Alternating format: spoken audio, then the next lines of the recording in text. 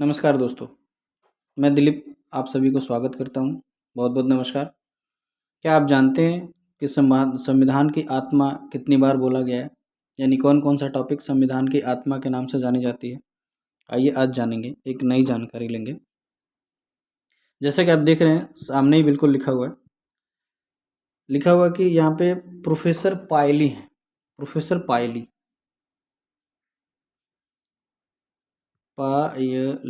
Professor पायली ने बताया कि जो डीपीएसपी है, राज्य के नीति निर्देशक तत्व, वो संविधान की आत्मा है। इसका मतलब प्रोफेसर पायली ने बहुत कुछ जाना समझा होगा, तभी तो डीपीएसपी को संविधान की आत्मा बोले। और ऐसे आप जानते हैं कि डॉक्टर भीमराव अंबेडकर जी ने किसको संविधान की आत्मा कहा है? तो आप जानते हैं आर्टिकल नंबर 32 को। भीमराव अम्बेडकर जी ने आर्टिकल नंबर 32 को संविधान की आत्मा कहा है। और उद्देशिका को नेहरू जी ने बोला है। यस, यानी जो हमारा उद्देशिका है, इसको जवाहरलाल नेहरू ने बोला है। और जो आर्टिकल 32 है, संवैधानिक उपचार है, उसको डॉक्टर भीमराव अंबेडकर ने बोला है, BR अम्बेडकर। और जो मोहम्मद पायली हैं, सॉरी प्रोफेसर पायली हैं, इन पायली ने बोला कि भैया डीपीएसपी जो है, यानी कि राज्य के नीति निर्देशक तत्व जो है, directive principles of state policy, वो संविधान की आत्मा है। यानी कि संविधान की आत्मा हमने अभी 3 बार देख लिया। आगे और भी चीज़ें बोली गई हैं, हम जैसे जैसे टॉपिक आता है डिस्कस करते रहेंगे। तो दोस्तों हम लोगों ने कल अध्ययन कर लिया था कि फंडामेंटल ड्यूटीज़ क्या हैं, सॉरी फंडामेंटल राइट्स क्या हैं, कहाँ से लिया गया, कैसे कैसे क्या किया गया। आज हम पढ़ेंगे नीति निषेध तत्व। आप सभी जानते हैं दोस्तों, ये सब इम्पॉर्टेंट क्वेश्चंस हैं जो एग्जाम में कहीं ना कहीं आते रहते हैं, आते जाते रहते हैं। तो आइए देखते हैं नीति निषेध तत्व क्या है। ये आयरलैंड से लिया गया, आप सभी जानते हैं। और ये सामाजिक आर्थिक लोकतंत्र को स्थापित करने के लिए कहा गया है। और राज्य के लिए ये कल्याणकारी काम करता है। यानी कि हर राज्य को जब कोई पॉलिसी बनानी होती है तो डीपीएसपी को फॉलो करना होता है, इसको ध्यान में रखना होता है। और आप जानते हैं ये नीति निर्देशक तत्व तो आर्टिकल नंबर 36 से लेकर 51 तक है, जो कि भाग 4 में है। कौन से भाग में है? तो भाग 4 में है और आर्टिकल नंबर 36 से लेकर 51 तक है। इसके बारे में और डिटेल अगर हम जानकारी देखेंगे तो इसी में पंचायती राज है, आप सभी जानते हैं। और पंचायती राज गांधी जी का विचारधारा था, आप जानते हैं। अंबेडकर जी एकदम विरोध पे लगे हुए थे। और जो गांधीवादी लोग थे और गांधी जी थे, ये अटे हुए थे, नहीं ग्रामीण क्षेत्रों में डिसेंट्रलाइजेशन होना चाहिए, वहाँ तक लोगों की भागीदारी होनी चाहिए। BR अम्बेडकर जी बोले थे होना तो चाहिए, लेकिन इसका आने वाले कल में बहुत बुरा प्रभाव पड़ेगा। क्योंकि आप चाहते हैं कि भाई लोगों का हर नीचे तबके तक का भागीदारी होना चाहिए, और उस समय भी वर्चस्व वही रहेगा। आजकल आप देख रहे हैं पंचायती राज कैसा चलता है, कैसा नहीं, कितने दलों का दबदबा होता है। तो बहुत सारी चीज़ें थी। तो एक भीमराव अम्बेडकर जी थे जो टिके हुए थे, एकदम डटे हुए थे कि पंचायती राज लागू नहीं होना चाहिए, और बाकी लोग लागू करवाने में दो मत चल रहे थे। आइए खैर वो तो बहुत अलग बात है, डिबेट की बात हो जाएगी। तो हमने देखा कि ये आर्टिकल नंबर 36 से लेकर 51 तक है, भाग 4 में है और आयरलैंड से लिया गया है। ये एक कल्याणकारी राज्य के लिए है और ये सकारात्मक है। यहीं अगर मौलिक अधिकार को देखें तो राज्य के लिए नकारात्मक है, जबकि डीपीएसपी यानी कि स्टेट पॉलिसी वाला ये राज्य के लिए सकारात्मक है। सकारात्मक नकारात्मक का मतलब राज्य पे उसे बाउंड होता है, जो राइट्स होते हैं लोगों के, मौलिक अधिकार होते हैं, वो बाउंड है राज्य के लिए, और ये इनको करने का सकारात्मक प्रदान करता है। क्योंकि जैसे मान लीजिए कोई किसी राज्य ने पॉलिसी बनाया, भैया एजुकेशन पर हमें पॉलिसी बनाना है, और एजुकेशन में पॉलिसी इन्होंने बनाया कि भाई आज हमारे स्टेट में 50% है, हमको 70% तक ले जाना है लिटरेसी रेट को। तो 2 साल 3 साल इन्होंने राज्य ने खूब अच्छे से मेहनत किया, और 70 के बजाय 75% आ गई। तो पॉलिसी तो इनकी गजब की ठीक रही, तभी तो अच्छा अचीवमेंट हुआ। लेकिन लोग फिर भी इनको सुना रहे थे कि इनकी पॉलिसी बेकार है, ये वो, तो कुछ तो कमियां हुई होगी, जबकि पॉलिसी तो एकदम ठीक गई। इसका मतलब है कि जो कमियां हुई, तो जो कमियों को देखा गया, तो राज्य को निर्देश है कि जब भी कोई पॉलिसी बनाओ तो आप डीपीएसपी को एक बार पढ़ लो, कि डीपीएस में क्या हुआ। तो हुआ क्या कि राज्य को जब जांच किया गया कि भाई इतनी अच्छी पॉलिसी है, ग्रोथ कर रही है, फिर भी क्यों कमियां हैं, तो देखा गया कि जो मेल और फीमेल की इक्वालिटी है एजुकेशन में थी नहीं। 70% के आसपास लोग मतलब पुरुष लिटरेसी रेट में पहुंच गए थे और 30% के आसपास महिला। तो ये यहाँ पे गलत हो गया, क्योंकि भाई हम मेल और फीमेल यानी कि पुरुष और महिला सबको समान देखते हैं। तो पॉलिसी बनाने के लिए ये राज्य को बहुत अच्छा डायरेक्शन देता है। और हम देखते हैं इसके इससे रिलेटेड क्या है, संविधान के किस अनुच्छेद में उद्योग प्रबंधन कर्मकारों में भागीदारी के लिए दिया। आप जानते हैं आर्टिकल नंबर 43 को यानी 43A में बोला गया कि सिर्फ उद्योगपति का नहीं चलेगा बोलबाला, जो उसमें कार्मिक लोग हैं यानी जो कार्य कर रहे हैं मजदूरों का भी मैनेजमेंट में पार्टिसिपेशन होना चाहिए। जैसे आपने एक मूवी देखा होगा शायद, अनिल कपूर का है, बहुत पुराना है, लाडला। यस, उसमें लाडला में यूनियन वो होता है, मजदूरों का यूनियन ग्रुप का समूह का वो अध्यक्ष होता है, मतलब मेन लीडर होता है। तो कहने का मतलब कि खाली कंपनी का सब कुछ नहीं होना चाहिए उसमें, क्योंकि काम कंपनी नहीं कर रही, काम तो मजदूर कर रहे हैं, तो मैनेजमेंट में उनका भी भागीदारी होना चाहिए। आइए दोस्तों आगे देखते हैं। तो इसमें लिखा है पुरुष और स्त्री दोनों के लिए समान कार्य और समान कार्य के लिए समान वेतन, ये नीति निर्देशक तत्वों में लिखा हुआ है। राज्य के नीति निर्देशक तत्व में कौन सा ऐसा अनुच्छेद है जो शांति और सुरक्षा की बात करता है, तो आप जानते हैं आर्टिकल नंबर 51 है, जो कि शांति और सुरक्षा की बात करता है। और अगर हम देखें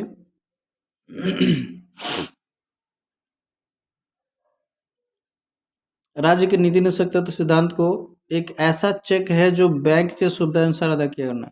मतलब हमारे केटी शाह थे, जो कटाक्ष करते हुए इन्होंने बोला कि डीपीएसपी ऐसा रूल है, मतलब ये ऐसा एक चेक है जो बैंक के ऊपर डिपेंड करता है कि कब देना है चेक, कब नहीं देना है।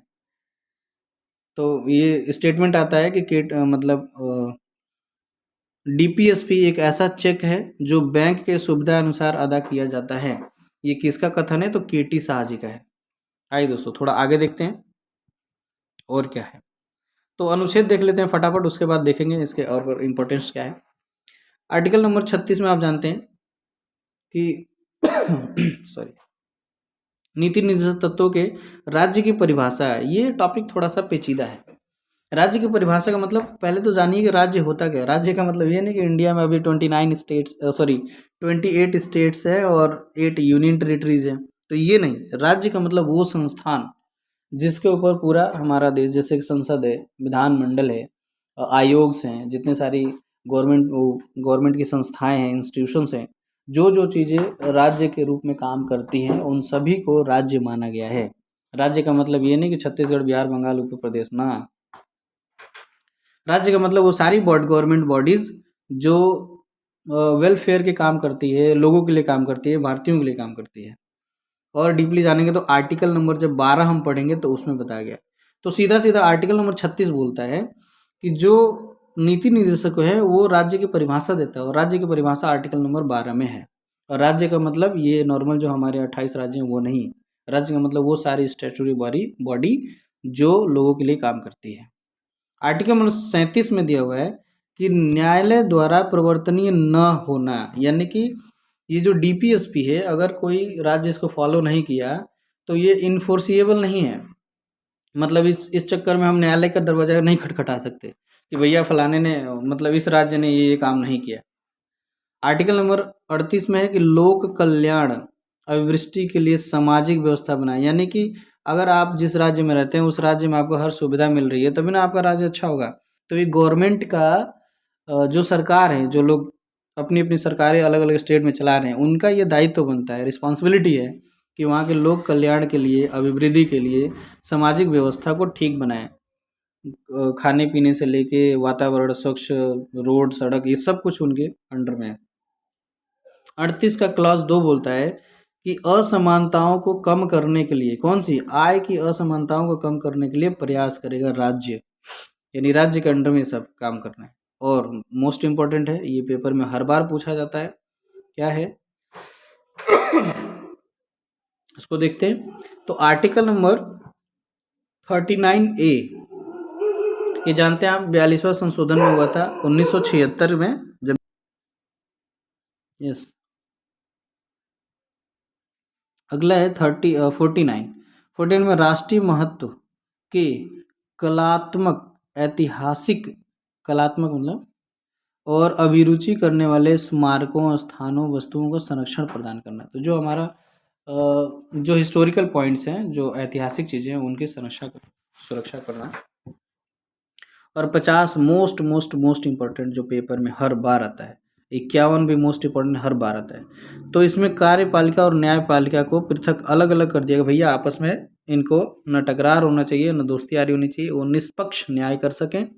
तो कार्यपालिका भी पावरफुल है और न्यायपालिका भी पावरफुल है, इन दोनों को अलग कर दिया गया। और आर्टिकल नंबर ये 51 क्या कहता है? आर्टिकल नंबर 51 कहता है कि भैया अंतर्राष्ट्रीय स्तर पर शांति और सुरक्षा की अभिवृद्धि है। इसी का फायदा दूसरे देश चाइना और पाकिस्तान उठा लेते हैं कि हिंदुस्तान के आर्टिकल नंबर 51 में लिखा हुआ है कि शांति और सुरक्षा, अंतर्राष्ट्रीय शांति सुरक्षा का फॉलोअर है। और आप अभी देखें कि यहाँ पे मूल अधिकार इन्फोर्सिएबल है, यानी कि इसको लागू किया जा सकता है, इसके लिए दरवाज़ा खटखटाया जा सकता है अदालत का, लेकिन नीति निदेशक के लिए नहीं। आइए दोस्तों, एक छोटा सा टॉपिक है, बहुत शानदार, अच्छे से कर लेंगे बहुत जल्दी से। अच्छा, एक और चीज़ बताऊं, रोचक चीज़ आपकी जानकारी के लिए, आपके क्वेश्चन के लिए। हो सकता है कि ये क्वेश्चन कहीं ना कहीं आपके साथ भिड़ जाए किसी भी पेपर में। एजुकेशन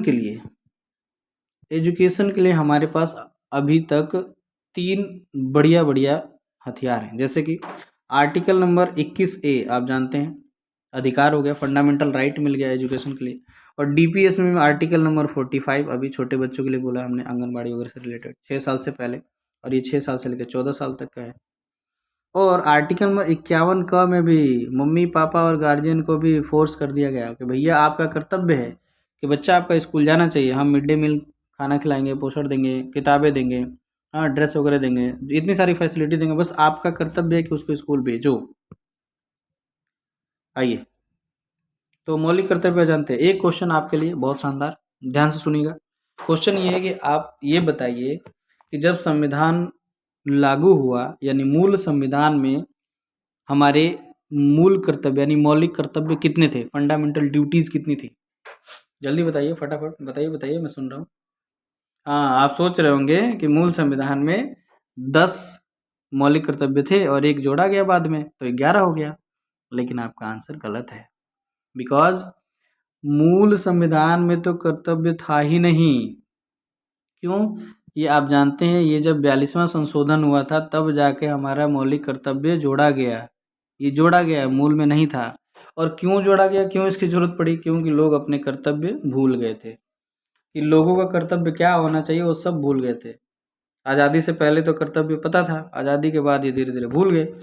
तो 1976 आते आते लोगों को पता, हमारे जो कानून बनाने वाले लोग हैं उनको पता चला कि यार लोग अपने कर्तव्य भूल गए, इनको कर्तव्य की याद दिला देते हैं। तो उन्होंने, आप जानते हैं, स्वर्ण सिंह समिति, सरदार स्वर्ण सिंह समिति की स्तुति में आई थी, उसमें 10 मौलिक कर्तव्य जोड़े गए। कब जोड़े गए? 42वां संशोधन 1976 में।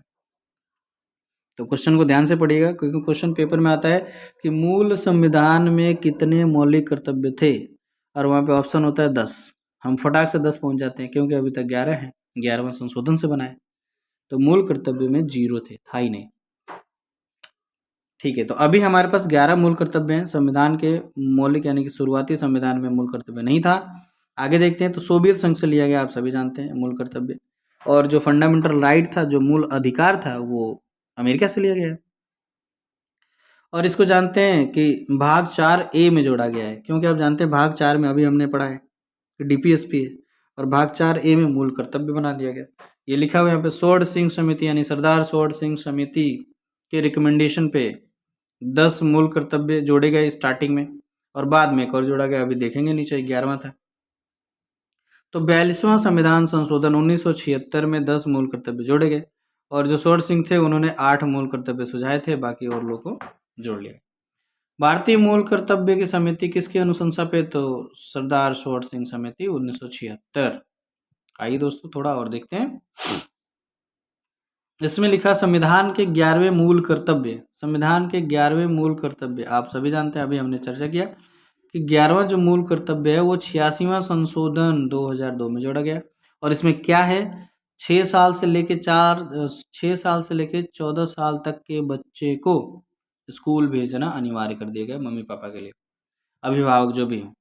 मूल कर्तव्य की अगर बात करें तो मूल कर्तव्य दो भागों में है। एक तो नैतिक कर्तव्य होता है और एक नागरिक कर्तव्य होता है। और नागरिक और व्यक्ति में आप लोग अच्छे से क्लियर रहिएगा, क्योंकि व्यक्ति अलग है, नागरिक अलग है। नागरिक उस देश का निवासी है और व्यक्ति देश विदेश से आया हुआ व्यक्ति भी व्यक्ति है, नागरिक नहीं है, क्योंकि नागरिकता हमें लेनी पड़ती है। आप जानते हैं इसके बारे में। तो नागरिक और व्यक्ति को क्लियर रखिएगा।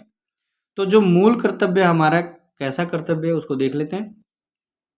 तो स्वतंत्रता संग्राम के उच्च आदर्शों का सम्मान करना ये हमारा नैतिक कर्तव्य है, मॉरल ड्यूटी है, कि जितने सारे हमारे स्वतंत्रता संग्राम से आदर्श चीज़ें हैं, सेनानी हैं और भी सारी आदर्श वाक्य हैं, उनसे रिलेटेड जो बनाए उन्हें सबका सम्मान करना हमारा नैतिक कर्तव्य है। प्राकृतिक पर्यावरण की बात करें, वन्य जीव संरक्षण की बात करें तो एक मूल कर्तव्य है। ये हमारा ड्यूटी बनता है कि ऐसा नहीं कि आप पार्क घूम रहे हैं, सुंदर सुंदर फूल देख रहे हैं तो फूल तोड़ रहे हैं, फेंक रहे हैं, कोई नहीं दिख रहा है तो डाली तोड़ के लेके भाग जा रहे हैं। ऐसा नहीं है, ये हमारा ड्यूटी है, उसकी हम संरक्षण करें, उसका हम सुरक्षा करें, संरक्षण प्रदान करें। और नीचे देखते हैं, लिखा है कि प्राकृतिक व वन्य जीव संरक्षण ये भी मूल कर्तव्य है, जो कि अभी हम अपने ड्यूटीज़ में पढ़ के आए थे। पीछे डीपीएस में लिखा हुआ कि 48A क्या बोलता है कि पर्यावरण का सुरक्षा प्रदान करना, नदी, तालाब, झील, इन सब का, पेड़ पौधे, पशु पक्षी।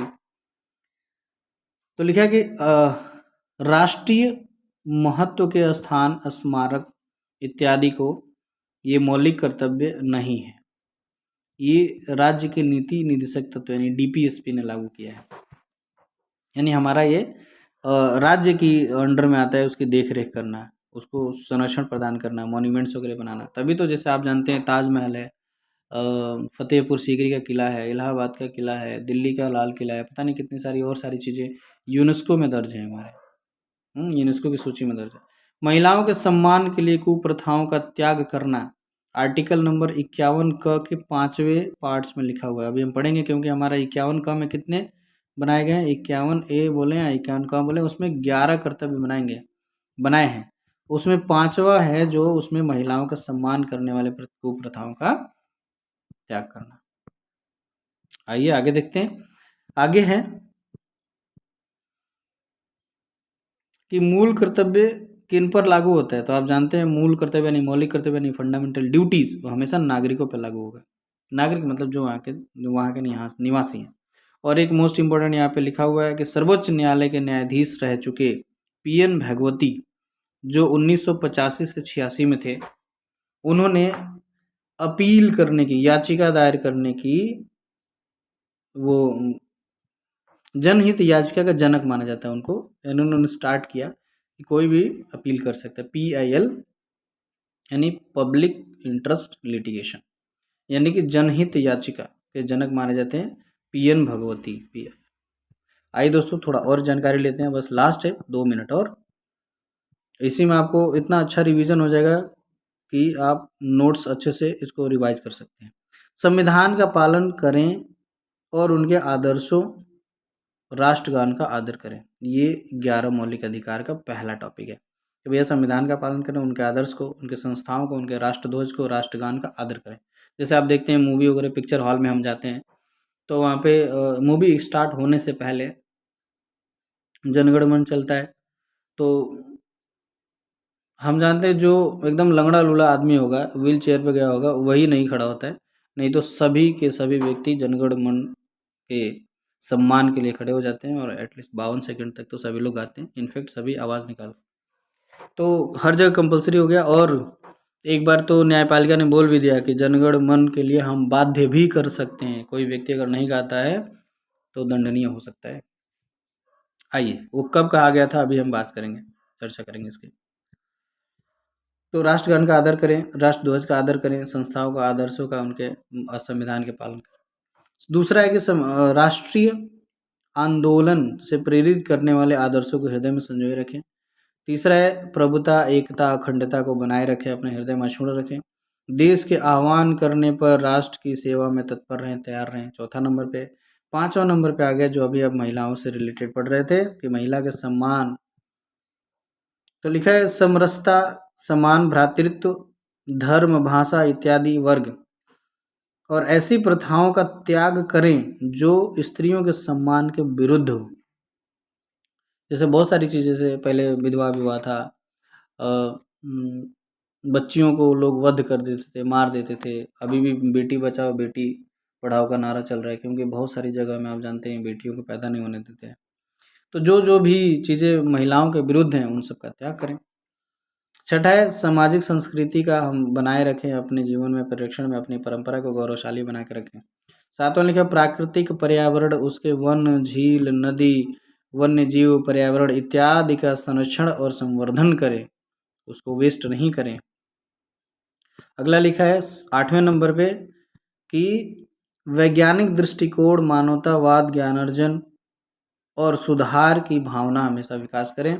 9वें नंबर पे सार्वजनिक संपत्ति को और हिंसा से दूर रखें। इसका मतलब ये कि अभी कुछ दिन पहले एनटीपीसी का जो रिजल्ट आया था उसमें बच्चों ने बवाल कर दिया था, तो कहीं ट्रेन में आग लगा दिया था। तो ये बिल्कुल गलत है, क्योंकि ये सब अपनी संपत्ति को जला रहे हैं। हमारे टैक्स से तो पैसा गया, हमारे पैसे से तो रेल चलती है। इसका मतलब ये है कि जो गवर्नमेंट सेक्टर में है या कोई भी हो, जो पब्लिक सेक्टर का पैसा है, गवर्नमेंट का पैसा है, उसको नुकसान नहीं पाओ, अहिंसा के तौर पे, यानी कि आप अहिंसात्मक रूप से काम कीजिए, जितना भी हो करे। चलिए, तो कहने का मतलब यहाँ पे ये है कि सार्वजनिक संपत्ति का सुरक्षा करें, उसका नुकसान नहीं करें। पहले लिखा, वो कहते हैं ना, पहले रेल के डब्बे में हम चलते थे तो वहाँ पे लिखा था ये रेल की संपत्ति, इसे नुकसान ना करें। अब उसमें साइकोलॉजिकल ऑर्डर चेंज हो गया, अब उसमें लिखा है यह आपकी संपत्ति है, कृपया आप इसकी रक्षा करें। ऐसे कुछ लिखा था कि आपका अपना जो भी हो, मतलब ये आपकी संपत्ति है, आप इसकी सुरक्षा करें। तो अब जब अपना अपना का भाव आता है तो लोग नहीं करते हैं। आइए 10वां नंबर पे क्या लिखा है भैया, जो 10वां पे है व्यक्तिगत, एक सेकेंड,